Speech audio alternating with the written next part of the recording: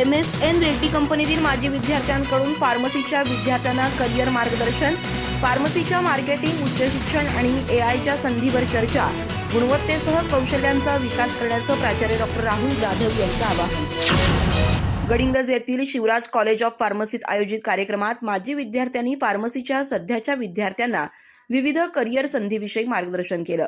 या कार्यक्रमाच्या अध्यक्षस्थानी प्राचार्य डॉ. राहुल जाधव होते। कार्यक्रमाच्या सुरुवातीला ट्रेनिंग आणि प्लेसमेंट विभाग प्रमुख प्राध्यापिका मनीषा जाधव यांनी उपस्थितांचं स्वागत केलं।